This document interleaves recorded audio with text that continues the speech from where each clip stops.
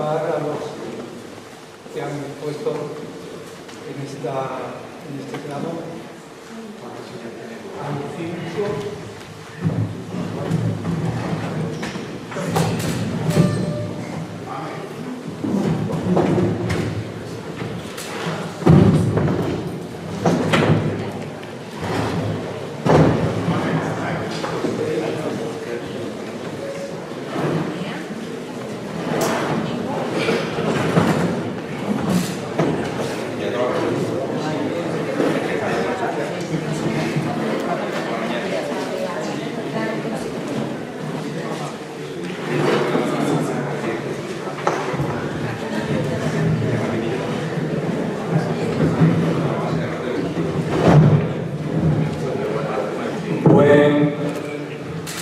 Bueno, iniciamos el coloquio en esta concurrida mesa, a ver si hay alguien se atreve con la primera pregunta, primera cuestión, alguna duda. Sí, una pregunta para el señor Alfonso Escuadra Sánchez. Al final, por lo que veo por nuestra exposición, volvemos al punto de inicio, o sea que el problema era un problema fundamentalmente de compensaciones territoriales, ¿no? Porque después de Dakar, según lo que usted comenta, y también con mi historiografía, digamos, habitual, Alemania optó por mantener una alianza con Francia a costa de las peticiones españolas. No exactamente. Alemania optó por cerrar una alianza con Francia sin renunciar a la colaboración española.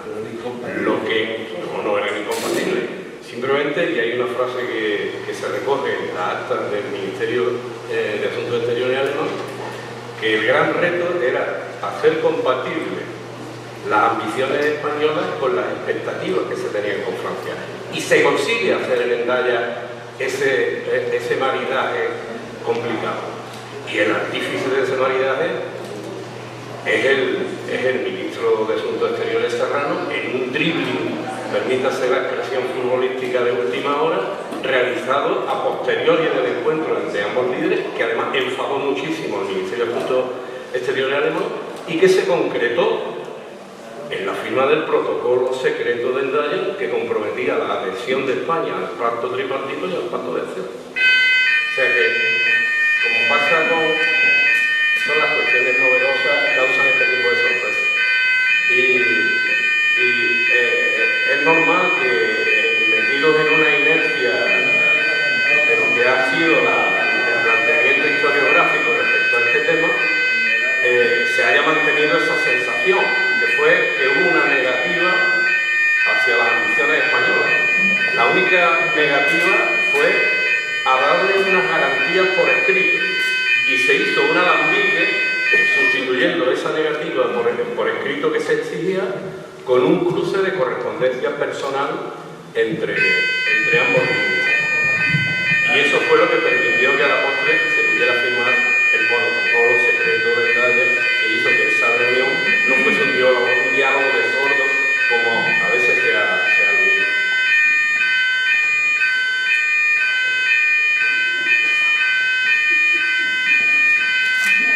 Bueno, esto no es nada comparado con lo que ayer tuvo que sufrir Alberto Pérez de Vargas en una conferencia donde hasta las luces de los micrófonos se encendían y se apagaban. Esto es una bagatela. Alfonso Escuadra, por favor. Sí. El tal Gros, que era el intérprete que tuvo Serrano Suñer, ¿era el mismo que luego hizo de intérprete en Hendaya? Bueno, lo hemos visto en la foto. Estaba en... Sí, el intérprete que aparece en una de las fotografías aparece el ministro Ribbentrop, aparece Serrano a su izquierda y aparece un funcionario del Ministerio de Asuntos Exteriores a la derecha. Efectivamente es Gros, el mismo de Hendaya, el mismo que se decía que debido a las traducciones, tuvo ese recurso que utilizó Serrano en las memorias para distorsionar lo que había ocurrido en aquellas conversaciones, que debido a que el traductor entregado por el Ministerio de Asuntos Exteriores alemán no traducía los matices de las expresiones que comentaba Serrano, podría llevar a una mala interpretación. Si eso realmente hubiese sido así, con esa fotografía se demuestra que ese señor no hubiese estado en la conferencia de Hendaya porque hubiese bastado una mínima sugerencia sobre su competencia para que hubiese sido sustituido. Con lo cual, desde luego Serrano tenía en aquel momento sus razones para plantear las cosas como él mismo decía. Oye, la verdad histórica para mí es subsidiaria o se debe a la razón de Estado. Eso explica ese tipo de recursos, pero que indudablemente lo utilizó, y que era el mismo traductor, Sí. Gross. El doctor Gross. ¿Alguna cuestión más? Sí, para mí, también para Alfonso Cuadra. Bueno, ya me conocéis todos, soy el presidente de la Asociación Cultural Ruta de los Buques. Enhorabuena por todo vuestro trabajo a todos los conferenciantes. José me va a tener nervioso ya hasta que salga su obra, que es la publicación de lo que todos van a salir a la venta. Y bueno, mi pregunta, Alfonso, es que todos conocemos que las fortificaciones se construyeron por el tema del plan británico, el conocido Northway, para la invasión terrestre a la zona sur de España. Pero ¿qué hay del plan del general Franco de la conquista de Gibraltar solo exclusivamente por el ejército español? Bueno, eso es un tema que hay que matizar unas cuantas cosas. Un plan, para que entre en ejecutivo, es un plan que se lleva a la práctica, parte de tres cosas. El plan, los medios y una decisión política. Sobre el plan, ¿qué conocemos realmente del plan? La única documentación que se conoce son las cotas de Isasmendi. Por cierto, Manuel Argarabani puso una foto fantástica de las cotas de Isasmendi ayer. Un estudio artillero y un único documento que, más que una descripción del plan, es una descripción de por qué España no podía hacer ese plan. Porque son una serie de peticiones de artillería, de aviación, que tal cosa hay que confiarla a la Luftwaffe porque España no tiene medios. Eso es lo único que se conoce. ¿Que exista esa documentación? Posiblemente. Pero todavía está clasificada y luego no está a disposición de los investigadores.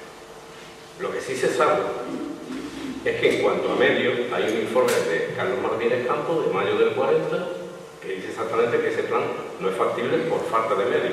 Cuando uno compara las necesidades teóricas de ese posible plan y lo que luego tuvieron que movilizar los alemanes para Félix y lo que disponía entonces el ejército español a la luz del informe de Martínez Campos, es que España no disponía de medios. Y desde luego, si alguien encuentra una evidencia de que ese plan entró en fase ejecutiva, o sea, se tomó lo que los especialistas, los estrategas llaman la decisión política, entonces ha dado con el santo grial. Y yo creo que todos los investigadores interesados en ese tema daríamos un voto sí por acceder a esa documentación. Eso es lo que existe. En base a eso, lo único factible en ese momento, la única posibilidad que España tenía de poner en marcha un plan táctico de recuperación de Gibraltar era de la mano de Alemania, donde Alemania iba a poner esos medios. Era la única manera. Por eso hubo una colaboración en lo que luego fue el plan Félix. Que si es la planificación alemana, la preparación sí es común.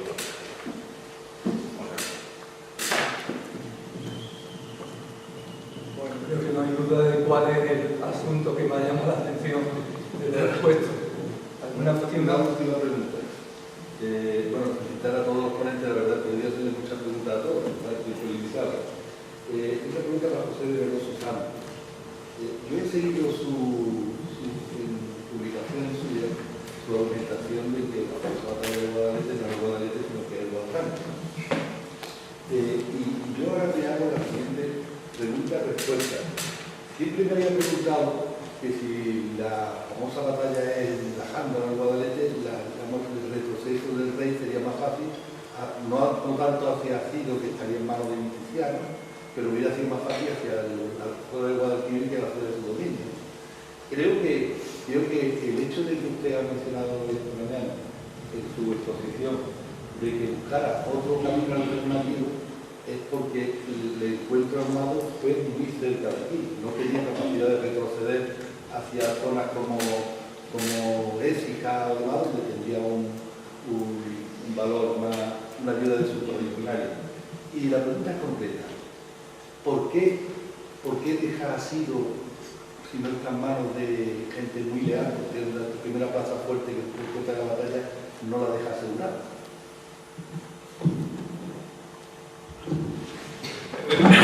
Es buena pregunta. El desarrollo de la batalla, por supuesto, hay varias decisiones. Una de ellas es la que usted dice, de que por qué Rodrigo no vino por la ruta que, digamos, de hecho, en los siglos posteriores fue la más utilizada, y yo defiendo que acorta camino por un ramal de calzada romana, que fue el mismo que utilizó Neo Pompeyo cuando viene huyendo desde Munda. Efectivamente, probablemente no, yo casi lo seguro, es que lo que era Sidona era una plaza de Opas, que era uno de los hermanos de Witiza, y digamos, Rodrigo lo que hace es avanzar hacia la zona donde tenía noticia que había empezado el desembarco, y le espera, además las crónicas lo insisten en ello, es que es un ejército, el bereber, hablando de David Maligo, de Italia y Sillá, que está a pie, es decir, no contamos con apenas caballería, por lo tanto trasladar unas tropas, digamos, ya no solo a Guadalete, que es lejísimo, sino incluso a las Andas, ya requiere un esfuerzo y una temeridad, porque enfrentarse a un ejército que en aquel momento estaba considerado que tenía la caballería más potente en campo abierto, sobrepasa cualquier tipo de lógica militar. En concreto, ¿por qué no se queda con la plaza de Asidona? Rodrigo no lo asegura. Tenemos que tener en cuenta que había una guerra civil en aquel momento por el acceso del duque de la Bética, que era Rodrigo, que fue elegido por el Senado y lo eligió rey, pero hubo una guerra civil entre lo que era Rodrigo, el rey, digamos, en aquel momento, y todos los herederos de Witiza, los hijos. Rodrigo era muy pequeño, aquí el mayor, le hace fuerte la Narbonense, la zona norte de la península, donde incluso acuña moneda, pero los tíos, tanto Opa como Sisbuto, son los que realmente toman, digamos, la rienda para enfrentarse a Rodrigo. El hecho de que, volvemos a lo de Asidona, entonces Asidona es una plaza de Opa, que era de Sevilla, y ¿qué pasa? Pues sencillamente que la plaza de Asidona estaba en poder de los rivales en aquel momento de Rodrigo, entonces ni siquiera entra, porque incluso hay un hecho que es muy poco conocido, que hay una pequeña incursión de Sancho, que la crónica lo hace Cede, sobrino de Rodrigo, que tiene un primer enfrentamiento incluso en el istmo de Gibraltar, es una aparición de Danteo, el cual fue derrotado. Entonces, Rodrigo ya tenía noticia de que los bereberes habían hecho, digamos, fuerte en la zona de la bahía. Entonces, directamente él viene al encuentro deja tanto a Sidona como todo lo que es la antigua ruta, o digamos la ruta más utilizada posteriormente, que venía de Écija, como usted bien dice. Pues luego, al ser derrotado, no busca refugio en la Sidona por la misma razón, es decir, que es una plaza que está en poder, digamos, entre comillas, del enemigo. ¿Qué pasa? Que la fuente confirma en este hecho porque Dario Bencilla, cuando se interna en la península, no ataca a Sidona. El que la ataca es Musa ben Nusay al año siguiente, en el 712. Yo pienso que rompiendo un pacto que había tenido ya Dario Bencilla con esa plaza.